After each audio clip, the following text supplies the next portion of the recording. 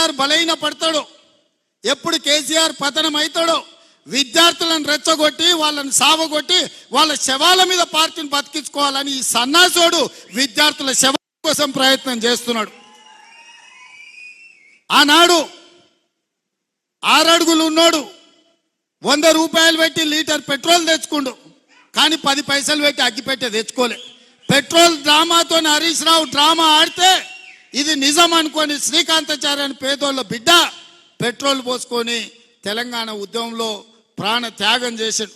అక్కడి నుంచి ఈశాన్ రెడ్డి, వేణుగోపాల్ రెడ్డి, కానిస్టేబుల్ కిష్టయ్య, యాదయ్య, ఇట్లా వందలాది మంది పిల్లలు ప్రాణాలు తీసుకున్నారు. కానీ కేసీఆర్ కుటుంబంలో ఒక్కరన్నా చచ్చిపోయినానే ఎన్నడనా?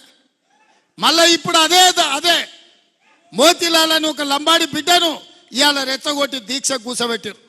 ఇంకొక బక్క జడ్సన్ అని ఒక దళితుని దీక్ష కూసబెట్టారు. ఇవాళ ఇంకో కోచింగ్ సెంటర్ ఆయన దీక్ష కూర్చున్నాడు. ఎందుకు మోతీలాల్ కూర్చోవాలి, ఎందుకు బక్క జడ్సన్ కూర్చోవాలి?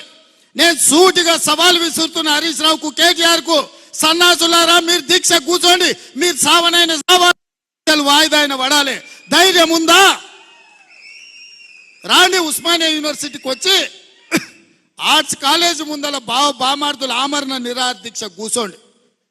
గ్రూప్ 1 పరీక్షలు, గ్రూప్ 2 పరీక్షలు, గ్రూప్ 3 పరీక్షలు, డిఎస్సి పరీక్షలు వాయిదానన్న పడ, లేకపోతే మీ ప్రాణాలన్న పోవాలి అనే నినాదంతో మీరు ఆర్ట్స్ కాలేజ్ ముందల దీక్ష చేయండి. మేము కాపలా ఇస్తాం, మిమ్మల్ని ఎవ్వడు ఆపడు, సూతం ఎన్రోల్ చేస్తారు.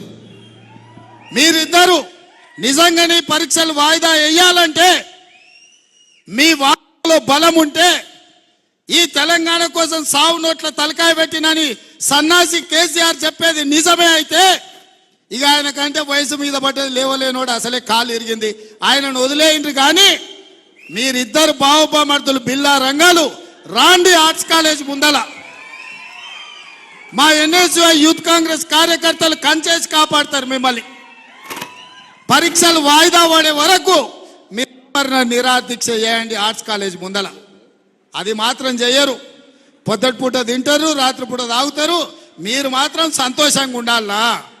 పేదోళ్ళ పిల్లలు దీక్షలతోటి, ఆమరణ నిరాహార దీక్షలతోటి పేదోళ్ళ పిల్లల ప్రాణాలు బలి ఇవ్వడానికి అలా బావబామర్దులు ఇద్దరు కలిసి కుట్ర చేస్తారు. ఇవాళ అందుకే విద్యార్థులకి వేదిక మీద నుంచి నేను విజ్ఞప్తి చేస్తున్నా, వాళ్ళ పార్టీ బలహీన పడ్డప్పుడు, రాజకీయంగా వాళ్ళు సచ్చినప్పుడు విద్యార్థులను చంపి ఆ శవాల మీద పార్టీని నిర్మించుకోవాలని కుట్ర చేస్తున్నారు. ఇవాళ కొంతమంది విద్యార్థులను రెచ్చగొట్టి వాళ్ళ భావోద్వేగాలతో రాజకీయంగా లబ్ధి పొందాలని చూస్తున్నారు.